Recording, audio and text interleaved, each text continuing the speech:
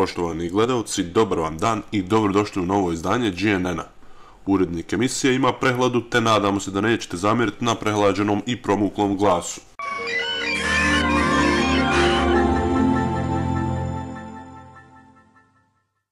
Reprezentacija Bosne i Hercegovine poražena je 2:0 od Meksika u prijateljskoj utakmici koja je odigrana u Atlanti na Georgia Domeu pred oko 30.000 naših navijača. Trebali bi biti zadovoljni igrom naših reprezentativaca, ali sudeći prema brojem propuštenih prilika, kobnim greškama u odbrani, ne možemo biti zadovoljni. Pokazali smo da možemo parirati jednom protivniku kao što je Meksiko, reprezentacija koja je standardna na svjetskim prvenstvima, a da smo imali kompletan sastav, rezultat ne bi došao pod pitanje. Osvrnimo se malo na sedmicu prije susreta. Prethodna sedmica bila je kobna za selektora Sušića, koji se našao pred mnoštvom otkaza od strane reprezentativaca pred prijateljsku utakmicu protiv Meksika. Polovinom januara selektor je bio optimističan i nagovještavao da će u Atlanti na teren istrčati naš najjači sastav. Nažalost, to se nije desilo. Podsjetimo se, Štilić je prvi tražio da ga selektor poštedi zbog važnijih utakmica koje njegov Leh igrao u Euroligi. Elvir Rahimić nije aplicirao za vizu.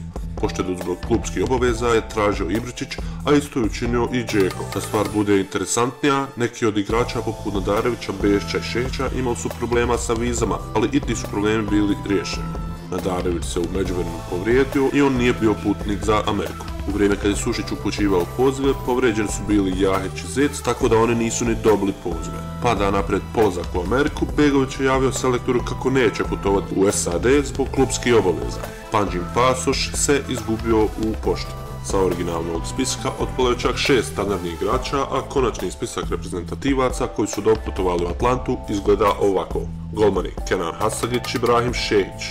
Odbrana Emir Spahić, Muhamed Subaščić, Ognjen Vranješ, Adnan Mravac i Muhamed Bešić. Vezni red, Mensur Mujđa, Zvijezdan Misimović, Miralem Pjanić, Sead Salihović, Senad Lulić, Haris Medunjanin. U napadu Zlatan Muslimović i Vedat Ibišević. Nakon brojnih otkaza, selektor Sušić se našao u jednoj nezavidnoj poziciji. Imao je namjeru da još jednom na djelu vidi sastav sa kojim će se suprotstaviti Rumunima, međutim od toga nije bilo ništa jer su se svi otpali neki od ključnih igrača.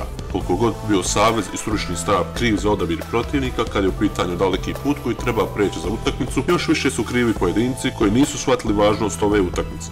Ova utakmica je posljednja uvertira za ključni meč protiv Rumunije koji se igra krajem marta u Zenici. Pojedini reprezentativci koji daje otkaze na poziv par dana prije polaska ili oni koji uopšte ne apliciraju za vize treba da dobro razmisle o svom pristupu reprezentaciji. Dok selektor razmišlja o sankcioniranju pojedinaca, mi se nadamo da će isti pojedinci ozbiljnije shvatiti predstojeće kvalifikacione susrete te da se sjete časti koja ide uz dres reprezentacije BiH. Sama utakmica izgledala je ovako. Prvu priliku na utakmici imali su Meksikanci. Rodriguez je izveo jedan slobodan udarac nakon kojeg se sam pred Kenanom Hasagićom našao Chicharito koji je veoma loše šutirao. Emir Spahić je u 12. minuti prošao po lijevoj strani i uputio loptu u 16-terac koja je došla do Zvjezdana Misimovića. Miške je lažnjakom sjajno izbacio dva igrača Meksika i odlično šutirao, ali udarac je zaustavio golman Meksika. Vedat Ibišević se u 18. minuti našao ispred korone i zatresao mrežu Meksikanaca, ali je gol bio poništen zbog ofsajda. 2 minute kasnije, nakon centaršuta Mesimovića iz kornera pokušao je Mensur Mujđa, ali lopta je odšla daleko van okvira gola. Poslije su pokušavali Meksikanci preko Pačeka i Akoste, ali do promjene rezultata nije došlo. Ibišević je u 32. minuti opet našao u dobroj situaciji, ali opet ofsajd. Napadač Hoffenheima 3 minute kasnije sjajno je uradio dupli pas sa Miralom Pjanićem, ali njegov udarac zaustavio je korona. U posljednjim trenucima prvog poluvremena Dos Santos je sjajno uposlio Chicharita koji na svu sreću sa 5 metara nije uspio pogoditi mrežu našeg gola. Na poluvreme se otišlo s rezultatom 0:0. Nakon već 2 minute nastavka sudija poklanja penal Meksikancima.